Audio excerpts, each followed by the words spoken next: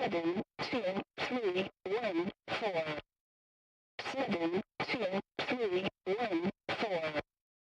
6, 7, 7. Mana pitch. Centuries ago, we built a city on this coast to exploit a vast underground supply event. A black, viscous raw material we refined into powerful mana gems.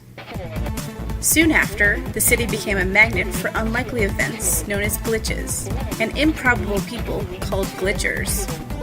Eventually, most citizens came to call Managlitch City by a new name. We present Managlitch, City of Accidental Wonders. Do try to keep your aura clear, citizen. Glenn 755 here. Welcome once again to everyone out there able to locate, decrypt, and filter Z frequency 2308 this evening. Tell your friends, tell your teammates, tell your conspirators.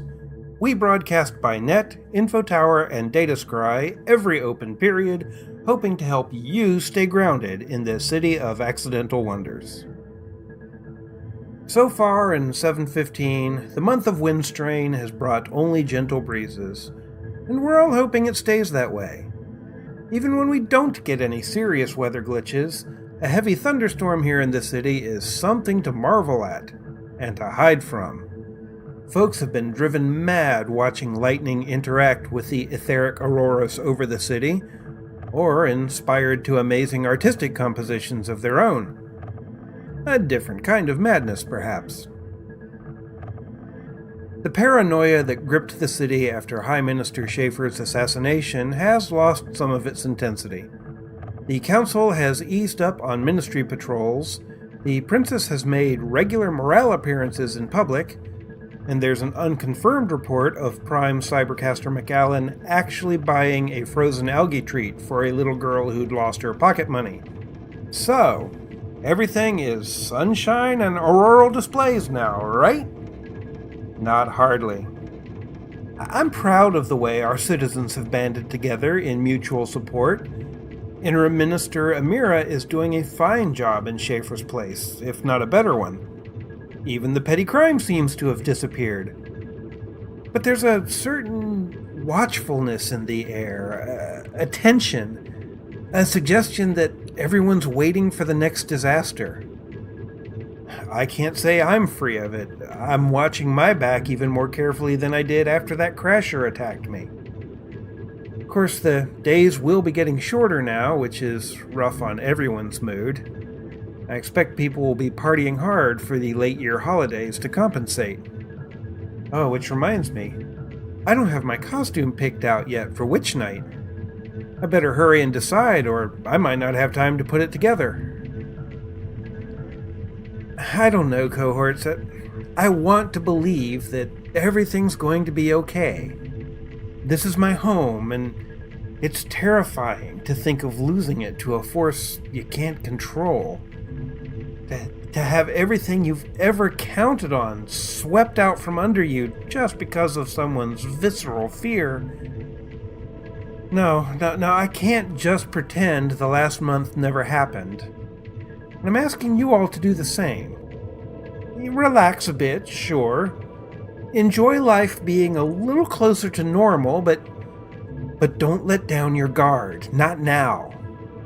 It's like the part of the story where the family pet runs through the room, and everyone assumes, oh, it must have been the source of the scary noises, so it's okay now to go into the basement alone. I'm just not sure yet the basement's okay. You know? Speaking of crashers, I have to say, I took personal satisfaction in hearing what happened the other night at Nine Demons over in the Burnham district. Now, I pick up dinner there every so often. It's absolutely delicious takeout, though most folks will probably want a few gastric defense spells or potions at hand. That's the price you pay for taste like that. But anyway, about a half dozen crashers hit the place a couple hours before closing that night. I have no idea whether they were hungry, berserk, or just found the name personally offensive. But they were barely through the door when something came from the kitchen and descended upon them. The few customers picking up nitro chicken and gorgon roll fled outside just in time. They reported an explosion of blood, a dense fog obscuring the interior, and then a brisk wind which revealed a sparkling, untouched shop interior with the staff beckoning them back in for their completed orders. I have no idea whether that was talented casting, some sort of summoning, or just a perfectly timed glitch, but I know that next time I go for mandrake fritters, I'm tipping well.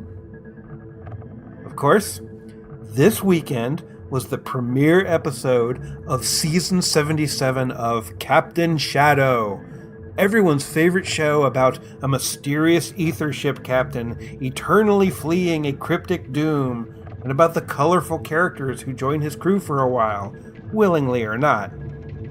I'm glad I finally got into the show a few years ago, especially now that I don't have Glitchbusters to watch. I'll never have time to catch up on the whole thing, though I admire the commitment of fans who have kept archives through a dozen recording formats.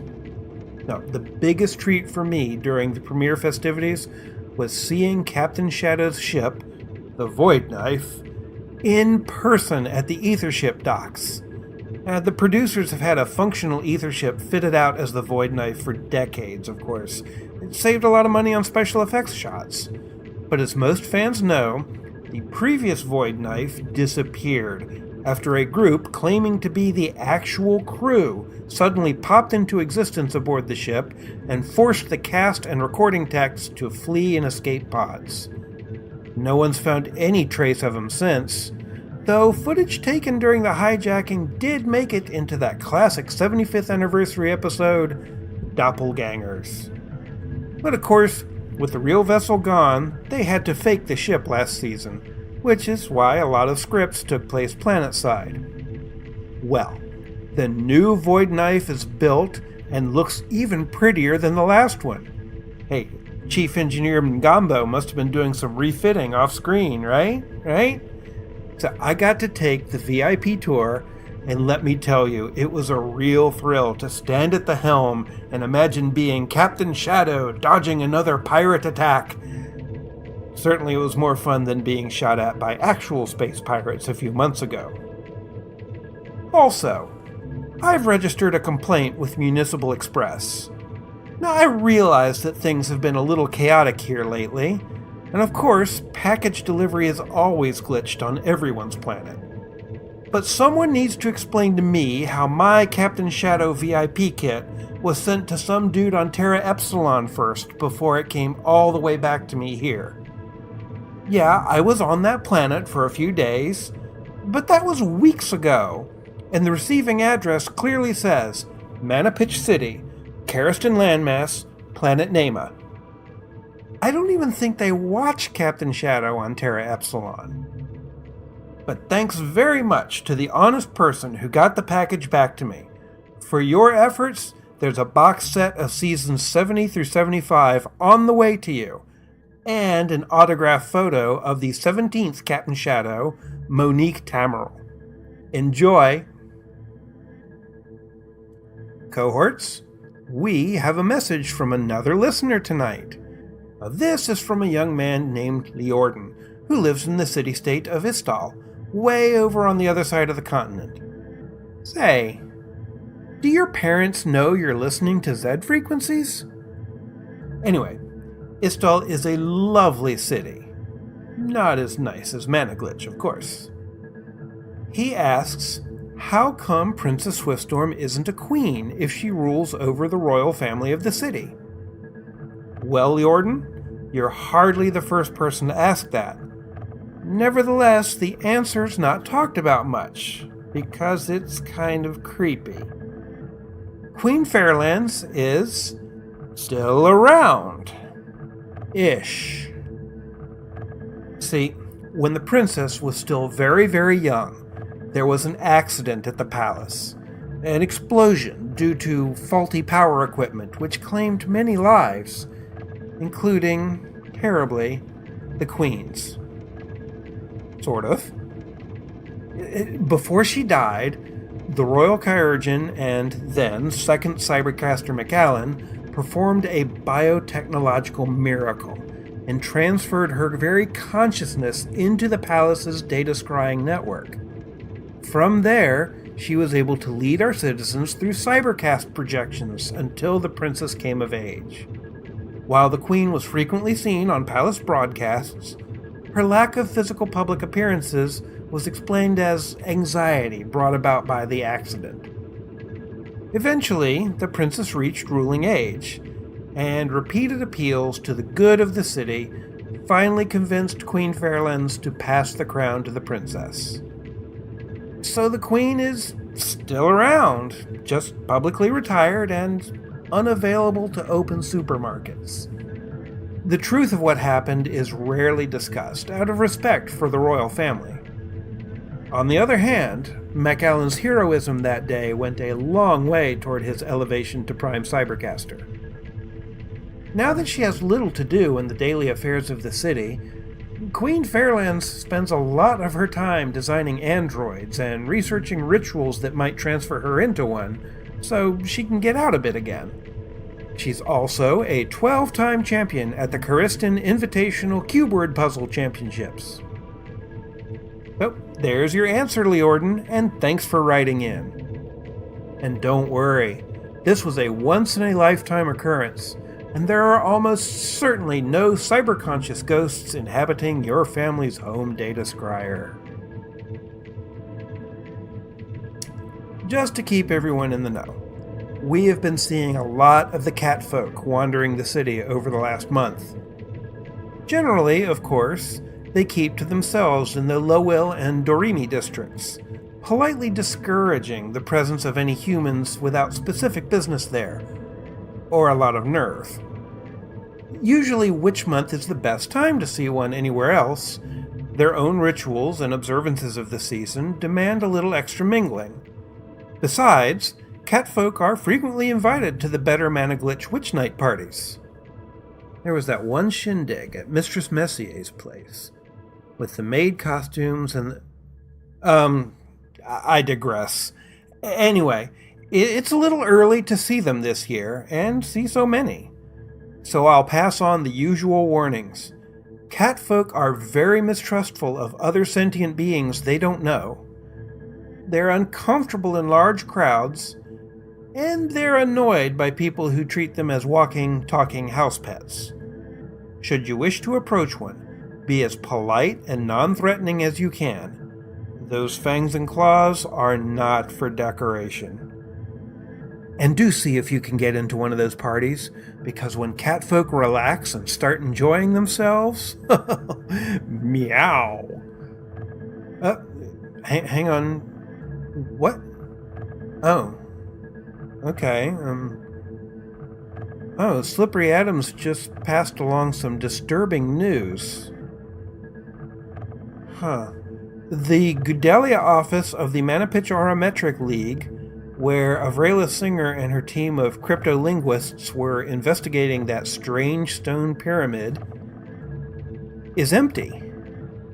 The pyramid is gone. The researchers are gone.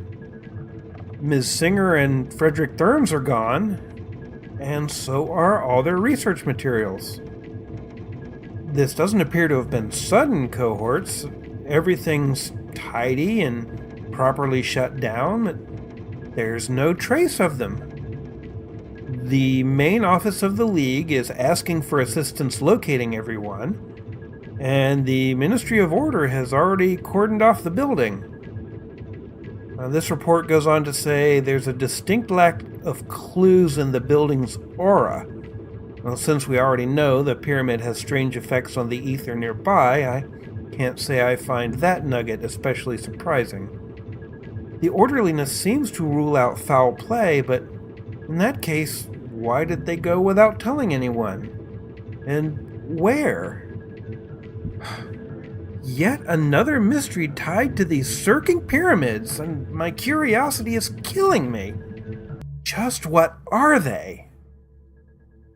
Well, you can be sure that the Underground's going to be doing a little extra snooping. As always, if you hear anything, pass it along. we'll make it worth your while. Yeah, I'm going to do some checking of my own this evening, and that means it's time to shut down tonight's broadcast. So, tune in again next open period when we'll once again broadcast by net, Infotower, and Datascry. This is Glenn 755 for Managlitch City Underground, shutting down Z frequency 2308. Remember, keep your aura clear and stay grounded. The voice of Managlitch City Underground today was Michael O'Brien as Glenn 755. Maya Kralovna voiced Princess Swiftstorm as our narrator. Episode 14, Shadow People, was written by Michael O'Brien and script edited by Maya Kralovna. Our theme music is Crime of the Century by Consortium 499 on the web at reverbnation.com/Consortium 499. The Nine Demons franchise appears courtesy of Rowan Bristol and the Burnham Society podcast, recently relaunched at www.arcsilver.com. That's ARCSYLVER. All other content is copyright 2015, Glitch City Media. Visit our website at managlitch.com for more information about the city and links to our podcast archives. If you have questions about the world of Managlitch City, email them to glenn755@managlitch.com or leave them as comments on our website, and we may use them in a future episode. If you enjoyed this podcast, please consider leaving us a positive review on iTunes. It helps a lot.